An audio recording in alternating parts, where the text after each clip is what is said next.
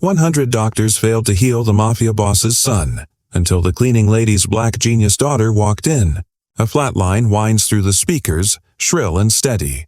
Then, a single heartbeat breaks the silence, slow, uncertain, like the sound of defiance fighting to return. Mount Eden Hospital stands wrapped in floodlights and whispers. Police tape cuts off the main corridor leading to the VIP ward. Reporters press their faces against the glass doors, cameras flashing every few seconds. Inside, the air feels refrigerated, too clean, too tense. Nurses move in clipped motions. Their faces hide exhaustion behind professional masks. At the far end of the hall, a child lies in a room surrounded by machines. 8 years old, pale as wax, hair thinning, chest rising in shallow rhythm. The only son of Lorenzo Varela, the man newspapers call the Quiet Don. Every specialist in 3 countries has failed him. From Johns Hopkins to Zurich, experts have flown in, prescribed, argued, and left in humiliation. The monitors hum with numbers that don't make sense anymore. Doctors whisper about a systemic mystery that is killing the boy cell by cell. The elevator at the far end dings open. Out steps a teenage girl, backpack slung over one shoulder, a lunchbox in her hand. Her shoes squeak against the polished floor. She's small, dark-skinned, hair pulled into a tight bun, eyes sharp enough to slice the stillness. She moves as though she belongs here, though everyone knows she doesn't. "Excuse me, miss.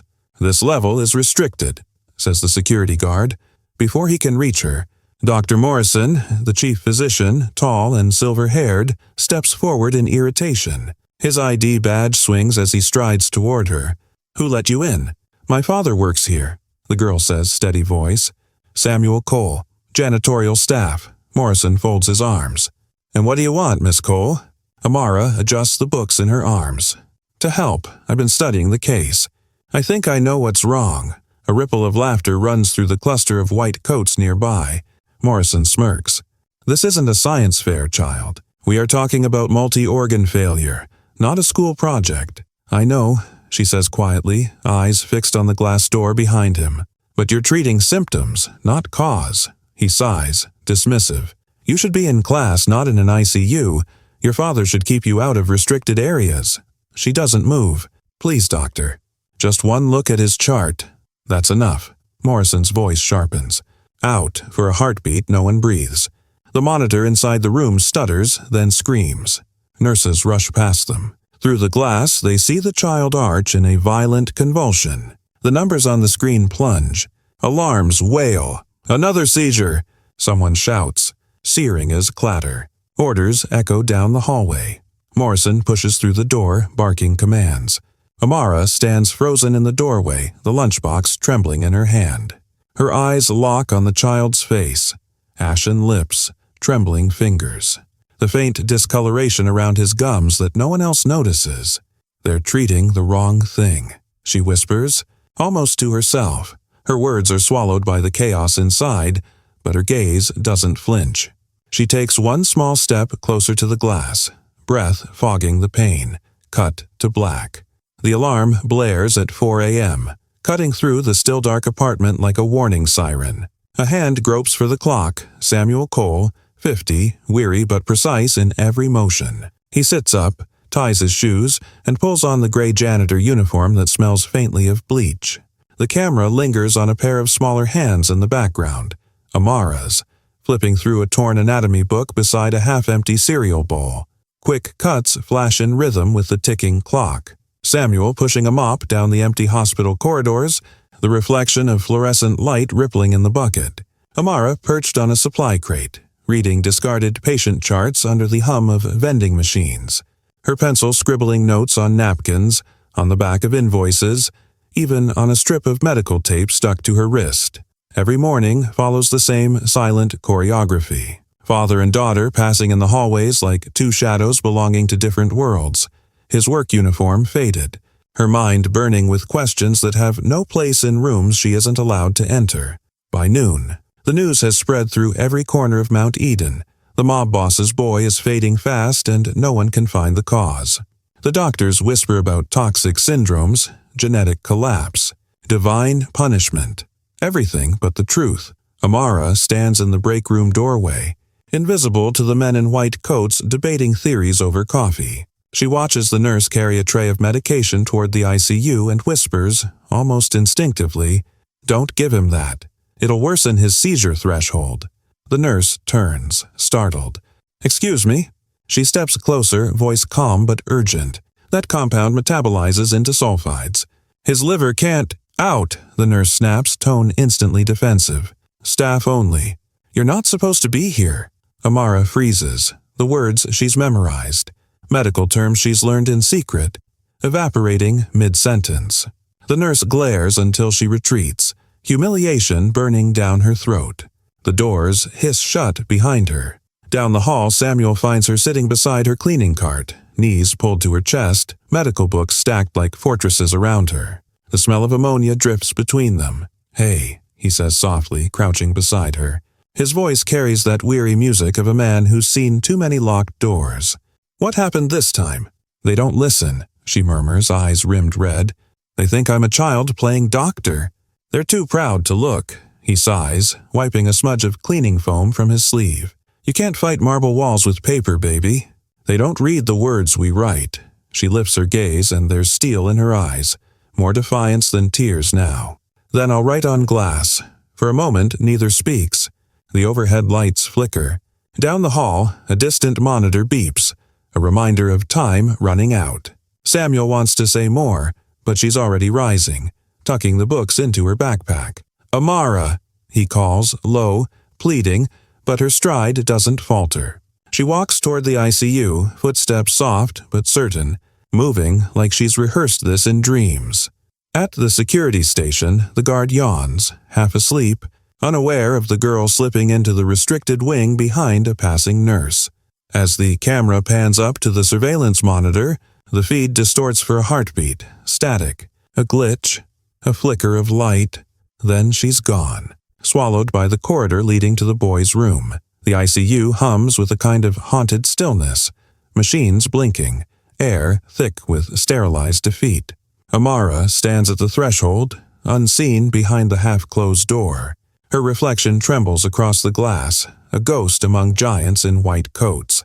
Inside, the boy lies under a soft blue glow, his skin waxy, his small chest moving as if every breath is borrowed. A nurse wipes sweat from his temple.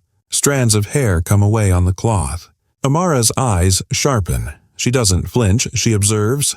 She counts seconds between the boy's involuntary twitches. 6 hours since the last seizure. The next one is due soon. Her gaze travels across the chart clipped at the foot of the bed. She doesn't touch it, just reads upside down, lips moving soundlessly. Elevated heart enzymes, irregular potassium, metallic breath noted twice. She kneels, pretending to pick up a dropped glove, and sees it, a faint bluish-gray line along the gums. A sign she's only ever read about in the toxicology archives she stole from the staff printer. Her mind starts assembling puzzle pieces faster than her heartbeat.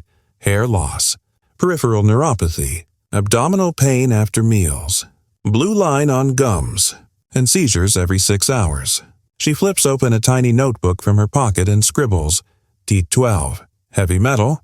The door opens. She slips out as doctors crowd in. Voices overlap, clinical, confident, lost. The mitochondria are failing. Could be Wilson's, maybe a copper imbalance. Organ rejection from transfusions.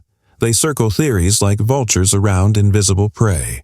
Amara lingers near the doorway, notebook pressed against her chest. She watches their faces, expensive education, prestigious badges, but none of them see what's right in front of them.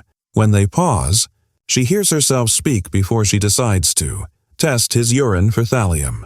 The words hang in the air, too clear to ignore. Heads turn. For a moment, no one moves. Then a ripple of disbelief breaks through the room. Dr. Morrison's laugh is dry, clipped. "Thallium. That's rat poison, young lady," another doctor smirks. Maybe next she'll suggest fairy dust. She steps closer, tone unshaken. "Thallium mimics potassium in the bloodstream. That's why none of your treatments are working. His cells are absorbing the wrong element."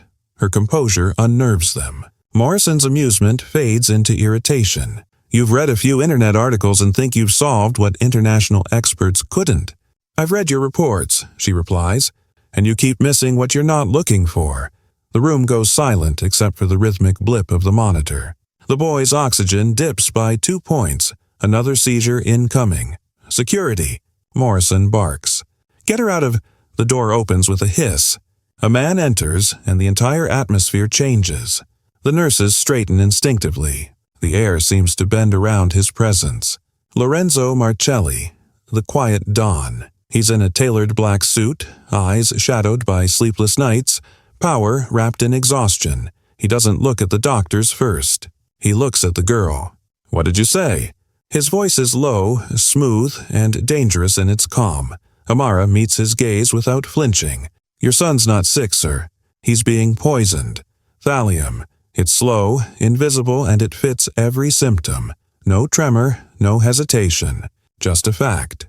Morrison steps forward quickly, his authority faltering. "Mr. Marcelli, please." "She's a child." "She doesn't—" Lorenzo raises a hand. The doctor stops mid-sentence. "And yet she's the only one who sounds certain." He steps closer to Amara, studying her face for any hint of bluff. What he finds instead is quiet defiance. "How do you know?" She glances toward the boy's gums through the glass. The blue-gray discoloration. The pattern of seizures. His hair loss started after the last medicine change. It means the toxin's building up, not breaking down. The mob boss turns back to the cluster of specialists, his voice dropping into the tone that ends arguments and careers alike. "Run the test." "Sir, with all respect—" "I said run it," Lorenzo repeats, and his voice slices through the room like a blade. No one argues after that. The doctors scattered toward the lab like soldiers obeying a silent order. As the door swings shut, Amara exhales, her pulse finally catching up to her courage. The boy's heart monitor stabilizes for a moment, a faint rhythm that almost sounds hopeful. For the first time, someone has listened. Cut to the hum of machines and the glint of the sticky note left behind on the clipboard. T12, heavy metal. Fluttering slightly under the cold vent air, the hallway outside the ICU felt like a waiting room for fate. The hum of fluorescent lights never stopped, and yet everything else seemed suspended. Every word, every breath, every heartbeat. The clock on the wall clicked once every second, loud enough to feel like a countdown. Amara stood beside her father, her backpack clutched in both hands.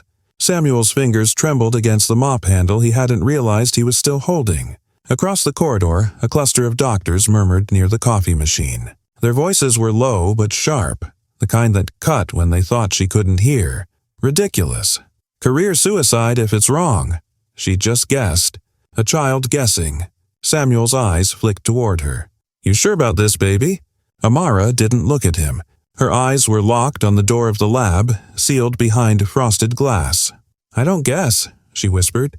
"I see patterns." The silence stretched. Even the ventilator down the hall seemed to slow its rhythm. Minutes crawled into half an hour. Every time the door opened, Amara's pulse jumped, only to sink again when it wasn't the result.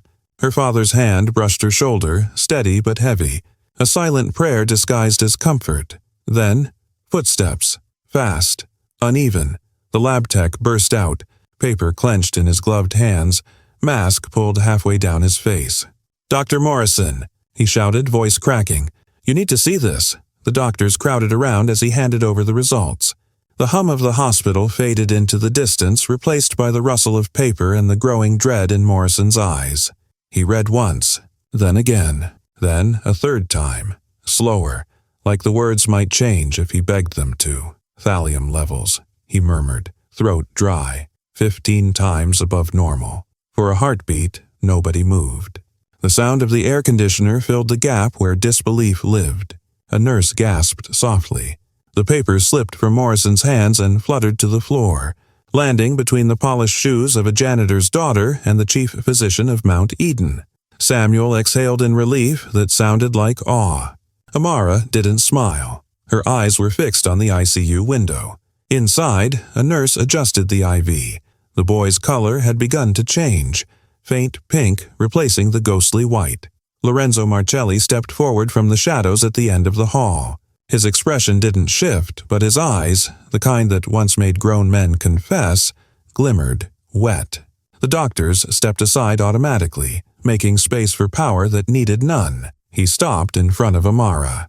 For a long moment, neither spoke. He simply studied her face, searching for the trick, the arrogance, the lie. But there was none, only quiet certainty. "You saved my son," he said finally, the words hoarse like he wasn't used to gratitude. Amara blinked, almost startled by the softness beneath his tone. "He's not safe yet," she said. "But now you can fight the right enemy." Something in his composure cracked. The man everyone feared, the man who'd made entire boardrooms fall silent, took a knee before a 15-year-old girl in a hospital hallway. His palm rested over his heart, head bowed. The doctors around them froze. A ripple of shock passed through the crowd. Some nurses instinctively clapped once or twice, tiny bursts of disbelief disguised as admiration, but the sound died quickly under the weight of their own shame. Morrison stood in the corner, hands shaking, pride collapsing under the realization that everything he'd dismissed was the truth. Amara's eyes flicked toward him, not with triumph, but with something sharper. Clarity. It was never about being right, she said quietly. It was about being heard. As she spoke, the lab report drifted across the floor, carried by the air vent. The words, "Ethelium detected," flashing under the flicker of fluorescent light, proof that brilliance had come dressed in overalls and courage instead of a white coat. The world outside Mount Eden Hospital had quieted, but inside the tension still hummed. Reporters had gone, the police tape was gone, and for the first time in 3 weeks the VIP ward wasn't crawling with specialists. Yet Amara Cole couldn't rest. The machines that beeped steadily beside the Mafia boss's son should have been a lullaby of relief, but to her, every sound was a warning. The boy's heart rate was stable, his breathing slow, but the color in his face told another story. The toxin should have been leaving his body by now. She could almost see it in the numbers, but something in her gut said otherwise. She leaned closer to the glass. The boy's skin still had that faint metallic tint. When the nurse lifted his arm to check an IV line, Amara's sharp eyes caught it. A fresh puncture, smaller than the others, still red. A new injection. Her mind clicked instantly. New dose, new timeline. Someone had given him another shot. The poison wasn't fading. It was being renewed. Her throat went dry. How, she thought. They removed every contaminated supply. The medicine was replaced. There's only one explanation. She stepped back, scanning the monitors, tracing the rhythm. The 6-hour seizure cycle, unchanged. It wasn't a coincidence. It was schedule. A pattern, deliberate and mathematical. She found her father near the supply cart, mopping silently under the white glare of the ceiling lights. His eyes were tired, but when he saw her face, he froze. "What now?" he whispered. "Someone's still feeding him poison," she said. The words came out flat, factual. "The numbers are rising again." "It's not over," Samuel blinked. "Impossible. The doctors don't notice patterns," she interrupted. "I do." His levels dropped, then spiked again exactly 6 hours later. "It's the same rhythm as before. Someone's redosing him." He looked around nervously, lowering his voice. "You can't go around saying things like that. After last night, half this hospital would rather see you gone. Just stay out of sight," she shook her head. "If I stay quiet, he dies." Before her father could argue, heavy footsteps echoed down the corridor. The sound carried the weight of command. Lorenzo Marcelli, the quiet Don, appeared, his black suit immaculate, his grief sharpened into focus. Doctors melted out of his path. When he reached Amara, he studied her face with the same intensity he once reserved for enemies. "My son's condition should be improving," he said slowly. "You're telling me it's getting worse again?" Amara met his eyes without fear. "Yes, sir. The toxin's still being administered by someone with access. Whoever it is knows how to hide it." Lorenzo's jaw flexed. "Inside this hospital?" "Yes. And soon." The Don turned slightly toward one of his men, a tall guard with cropped hair and an expression carved from stone. "Rico," he ordered, "you stay with her.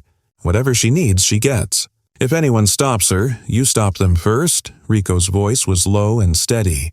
"Understood, boss." Lorenzo's gaze lingered on Amara a moment longer, then softened by a degree only she could see.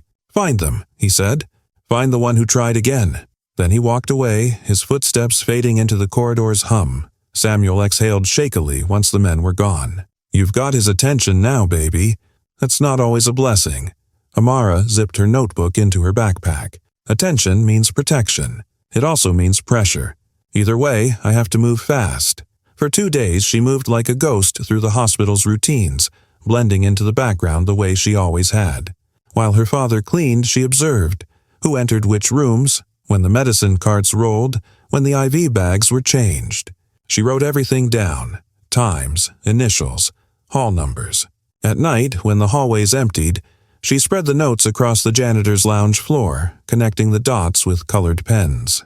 Red lines for medicine deliveries, blue for cleaning shifts, black for chart signatures. After hours of tracing, the chaos began to shape itself into rhythm.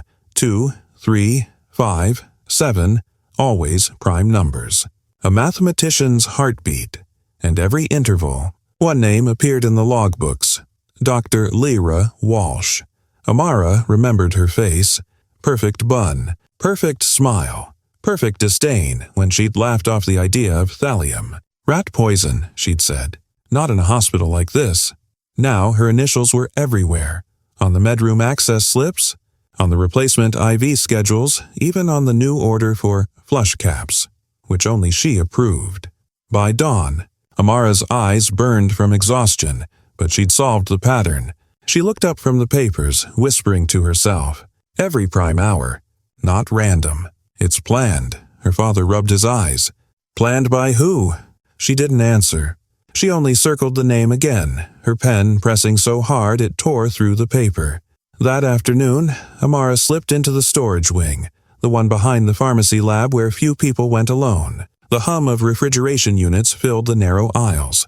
Metal shelves lined the walls, packed with identical boxes, medications, saline, sterilizers. She opened one box and checked the vials inside. Everything looked perfect until she noticed a faint smudge under a barcode. She lifted it toward the light. There, etched in microscopic ink, was a tiny symbol, a triangle with a 7 beside it. The 7, her pulse quickened. She grabbed another vial. The same mark, and another. The pattern repeated across a dozen bottles, all of them from the latest shipment. The counterfeit supply was hiding in plain sight. Someone had created a duplicate batch with just enough difference to escape detection. The code was personal, deliberate. A scientist's signature disguised as precision. Footsteps echoed in the corridor. Rico's deep voice followed. "You all right in there?" "Almost done," she called back, quickly replacing the vials exactly as she'd found them. Before closing the box, she peeled one barcode sticker free and tucked it into her notebook. As she turned to leave, something near the waste bin caught her attention. A small injection cap. Clear plastic gleaming under the fluorescent light. It wasn't sealed, and a faint droplet clung to its edge. She bent down, lifting it with a paper towel. When she tilted it, the liquid shimmered silver before fading to nothing. Amara's heart pounded. "Oh, God." Her father entered behind her. "What is it?" "Proof," she said, holding the cap out carefully. "The poison isn't in the medicine anymore. It's in the IV flush caps. They're replacing them after every cleaning cycle. Microdoses, undetectable on the main chart. That's why the levels rise again." Samuel stared, unable to speak. She dropped the cap into a plastic evidence bag from her backpack, sealing it shut. "Dr. Walsh thinks she's smarter than everyone. But she made one mistake." She repeated her pattern. Her voice hardened, quiet but certain. "And now, I'm part of it." The camera of imagination lingers on the silver droplet drying against the sterile tile, shrinking until it disappears, leaving only Amara's reflection above it, her eyes fierce, unblinking, ready for the next move. The world may still see a janitor's daughter, but at this moment, the poisoner has just met her match. Morning light washed the corridor in sterile gold. Nurses whispered as Amara walked in, her backpack slung low, her expression carefully rearranged into nervous gratitude. She spotted Dr. Lyra Walsh at the far end of the ward, her lab coat crisp, her posture sharp as glass. For the first time, Amara smiled at her. "Dr. Walsh," she called softly. The woman turned, surprise flickering in her eyes before the smile arrived. Warm, professional, entirely false. "Oh, it's you," Walsh said. "The little prodigy everyone's talking about." saved the boss's son, didn't you?" Amara lowered her head like a shy student. "I was lucky. I only guessed right. Guessing is dangerous in medicine." Walsh's voice was sweet, each word dipped in condescension. "I know," Amara said quickly. "That's why I wanted to thank you. I've read your papers, your pediatric toxicity work from Johns Hopkins. You're incredible." The compliment landed perfectly. Walsh's smile widened, pride flaring behind her eyes. "Well," she said, smoothing a strand of hair behind her ear, "it's rare to meet a young woman who appreciates real science." Amara pretended to hesitate. "Maybe someday. Can you mentor me? I want to learn the way real doctors think." Walsh's gaze softened, but the corners of her mouth twitched, a predator mistaking curiosity for surrender. "Of course, dear. Come by after rounds tonight. I'll show you how to handle the more sensitive medication processes." "Tonight?" Amara repeated, feigning excitement. "Yes," Walsh said. "After midnight. Fewer distractions." Behind her soft tone, Amara heard something darker, a controlled patience, the tone of someone planning a correction, not a lesson. "I'll be there," Amara said, voice bright but eyes cold. As she walked away, Walsh watched her go with a smile that didn't reach her eyes. That night, Samuel Cole pushed his cleaning cart down the empty corridor. The hospital lights had dimmed, shadows stretching long across the floor. Inside the cart, hidden among bottles and rags, a small black camera blinked once. "Active. Keep it steady," Amara whispered, crouched beside him, her phone synced to the feed. They stopped outside the restricted storage wing. Through the narrow window, Dr. Walsh moved like a surgeon preparing for ritual. Gloves on, syringes laid out in precise alignment. She removed a vial from the shelf, the same batch Amara had marked earlier with a faint red dot. Under the sterile light, Walsh's motions were methodical. Draw, tap, inject the air bubble out, then transfer the liquid into a smaller syringe marked Flush Prep. Amara's heart thudded so loud she feared it would echo through the mic. The timestamp on her screen blinked 12:17 a.m. Prime number. "Dad," she whispered, "she's dosing the caps again." "Keep recording." Samuel's hands trembled slightly as he angled the mop bucket just enough for a clear shot. Walsh hummed faintly under her breath, the melody out of place in the morgue like silence. "Can't believe this is still necessary," the doctor muttered, voice captured by the mic. "Some people never learn to stay cured." Amara's stomach turned. She zoomed in as Walsh swapped labels on the tray, hiding the altered syringes among legitimate ones. Then, with a chilling calm, she pulled out her phone and dialed a number from memory. The audio came through faintly but clear enough. A man's voice answered, smooth, impatient. "Status?" Walsh leaned against the counter, her gloved fingers tapping. "Payment clears once the boy stops breathing," the voice said. Walsh's tone was almost boring. "He will by dawn. The dose is irreversible once it enters circulation. His father will think it's a relapse." Silence. Then the man's voice again. "Good. Delete everything." Walsh ended the call, exhaling slowly. She turned, wiping the counter with surgical precision. Outside, Amara's breath caught. Her phone light blinked once, recording locked. The file encrypted itself automatically, backed up to the secure drive she'd set earlier. She exchanged a glance with her father. "We got her," she whispered. Samuel's voice trembled. "What now?" Amara's expression hardened. "Now," she said, eyes fixed on the glowing screen. "We let her believe she's already won."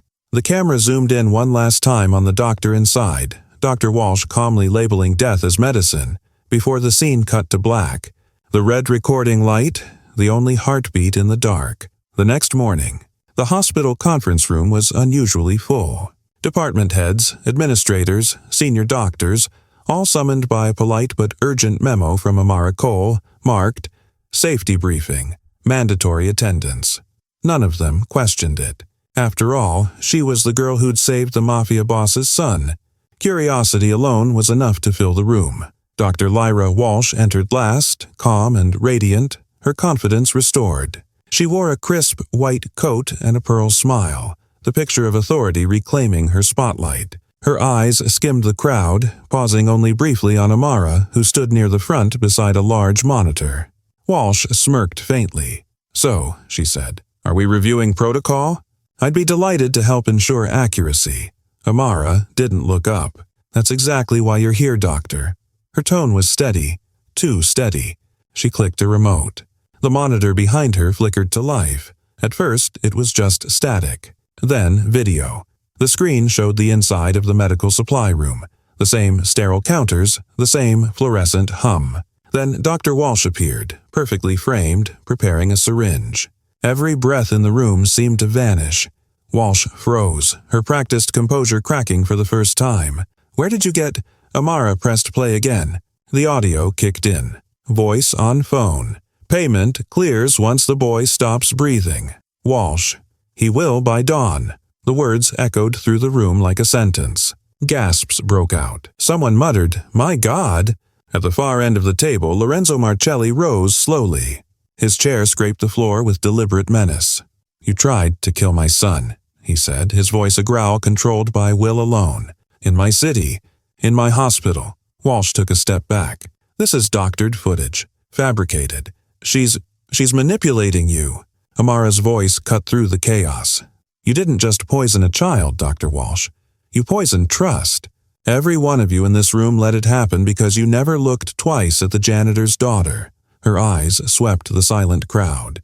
"You ignored me because of my uniform. She killed because she knew you would." A hush followed, thick, shameful, unbroken. Then the doors opened. 2 police officers entered quietly, badges flashing. The metallic click of handcuffs echoed louder than any applause ever could. Dr. Walsh's perfect smile collapsed.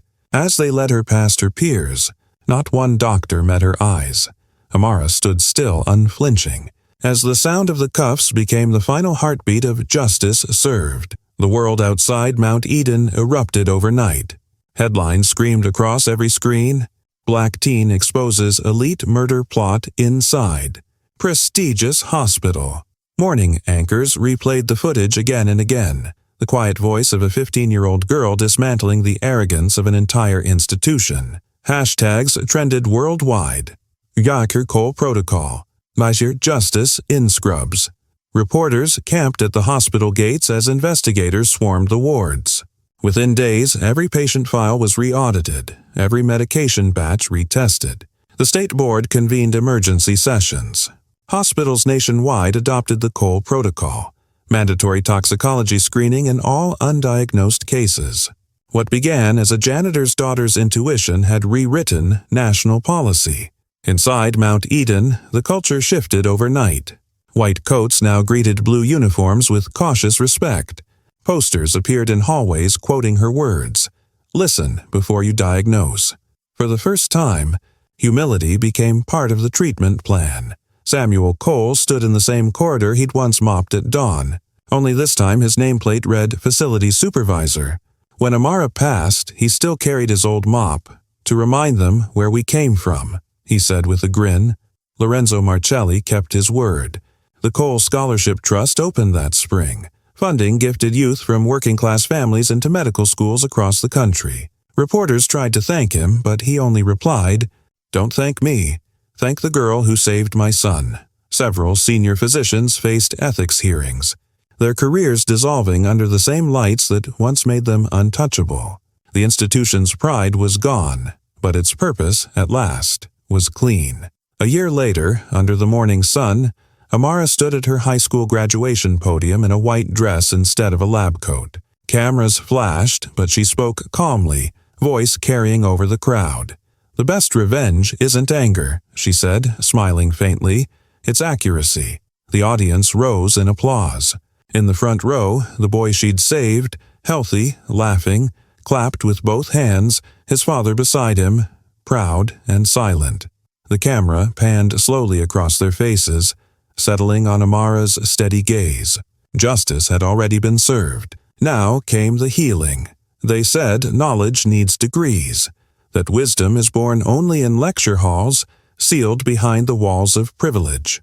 But a 15-year-old black girl proved it only needs courage, the kind that speaks when no one listens, that questions what everyone accepts. She walked into a place built to silence her and rewrote the rules of who gets to save lives. Amara Cole didn't wait for permission to matter. She acted and the world followed, because arrogance kills quietly, in whispers, in doubt, in the way experts turn away from those they deem unworthy. But humility saves loudly. It heals in hallways, it learns from anyone willing to see beyond rank, race, or title. Every life she touched now stands as proof that empathy is the highest form of intelligence. If you believe brilliance can shine from any uniform, subscribe and tell us what lesson hit you hardest. Your comment might inspire the next Amara Cole.